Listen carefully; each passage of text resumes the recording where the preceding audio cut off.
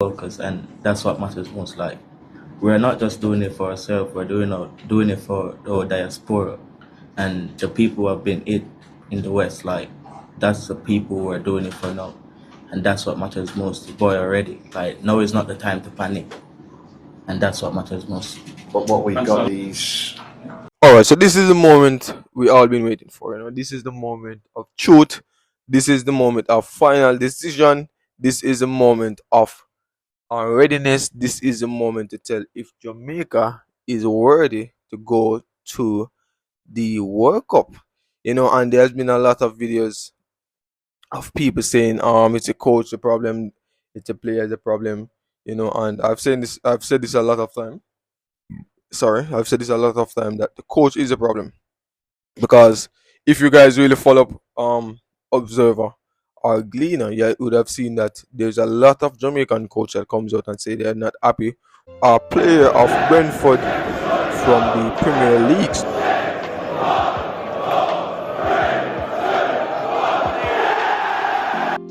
with the tactics that Steve McLaren is doing, and they basically can't understand why he's doing it, and we have seen it a lot of time because if you have been following Jamaica matches from the start of the World Cup qualifiers till now, you would have seen that each time a new player comes in, that player, once that player have more experience, not even experience, but once that player is playing at a higher level than the other players, they're gonna get preference over the other players. We have seen where Bailey Cantamatari comes into the side. He's playing at Sheffield Wednesday. He's playing at a higher level than most of the players, and he comes into the side and straight onto the starting lineup he went. Leaving Shamar Nicholson in the dark as usual. As usual. And that's not fair. I don't think a player playing at any league should be preferred over another player. I think what coaches go for, because bro, we have seen it a lot of time, bro. If you look in the front side, Kante is playing. Well, no, although Kante is a world class player and it doesn't matter where he played, he will still be one of the best midfielders. But just to use as an example, Kante is playing in Saudi, and he was still called up for France national team because the coach knows what Kante brings to the table. You understand? And not to compare Kante to any of Jamaica players, but it's the same scenario. If we have Shamar Nicholson, who has been one of Jamaica consistent, cons- been one of Jamaica's striker that has been consistent, providing goals, providing crosses, assists, and so forth. Why do we throw him out as soon as we get somebody else? And it doesn't matter who we are playing, bro. Because as I said before, in our first match against Bermuda, Bailey Cantamerite, oh no matter. He has come right into the squad, start for Jamaica, and played up to 71 minutes, and then they put on Shamar Nicholson. And I don't think that's fair.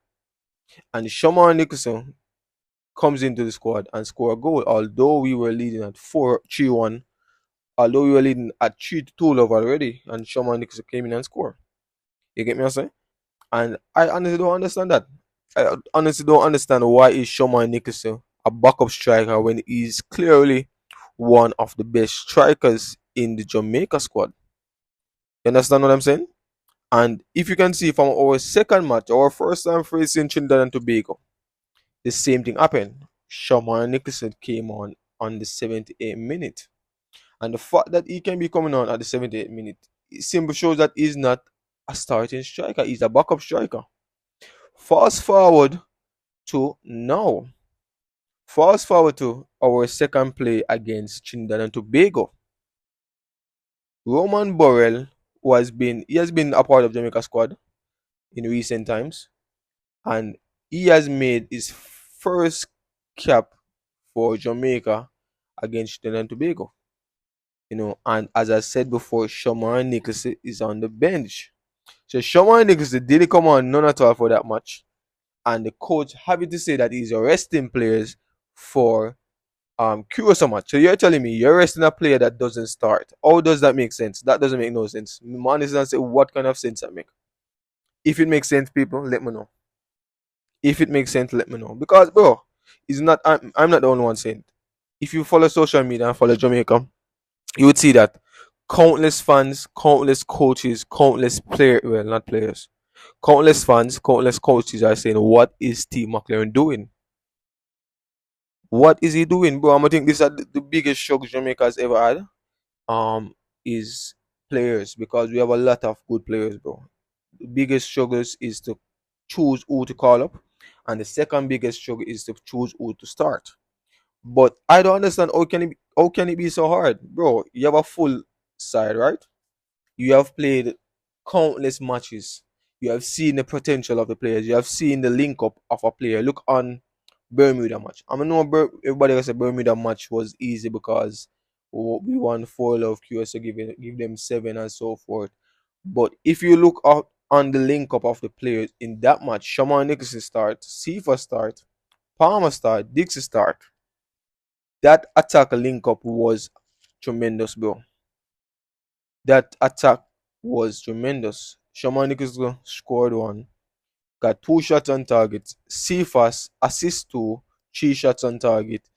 Dixon 2 shots on target, and Palmer 1 shot on target. So, bro, if you watch that match, you know the link up I talk about, bro. You know the link up I talk about. So when it comes to forwards, those are the 4 forwards Jamaica should start. If it's not Dixon, it should be if it's not Dixon starting, it should be Whisper starting. If it's not Whisper starting or coming on, or Dixon coming on, we have Demar Gray as backup on the wing. If it's not any one of them, it can be Tyrese Campbell. So bro, when it comes to that, we have a lot of options. But when it comes to striker position, once Shamar Nicholson is fit to play, put him on the field. That's all I'm asking. That's all I'm asking. And where midfield is concerned, bro, if you are using a 4-2-3-1 formation, please do not put Bobby Reed in the midfield. Bobby Reed is a good is a good player, a good attacker, but he's not a good defender. He played way better at attacking mid or on the wing. But those positions are occupied. So, bro, the best choice is to put Aiden and Russell in that position. Bro, I honestly don't know what the coach is doing, bro. I don't know what the coach is doing. John Russell is a midfielder, so why is he in the attacking mid? So you're telling me that you're replacing Bobby Reed and John Russell. You're putting Bobby Reed in the midfield and putting John Russell in the attacking mid? Bro, make this make sense for me, please. Make this make sense. You're telling me that you're swapping roles with this player in crucial matches? Come on. Come on. How does that make sense? And for the defense, we have seen where 'cause we have a lot of good defenders and we have a lot of defenders that are backup players. Alright, so we have seen where King, Damian Lowe, Pinnock have made a good impact on the defense. You know, mainly Damian Lowe and King starting in the centre back. We have seen the link up between them. 2 good defenders. I think they're the best option to start in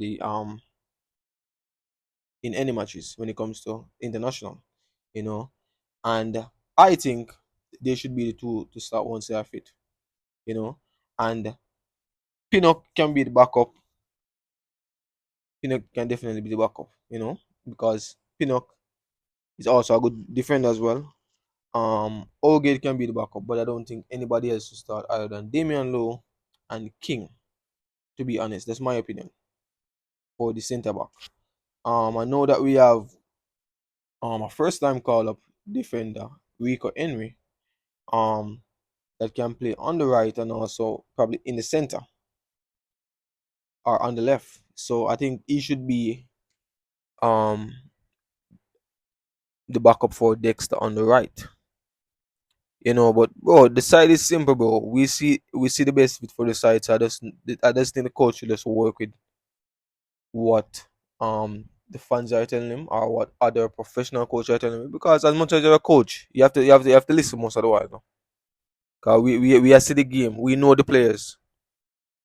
We know the game, bro. So just work with the rest, you know.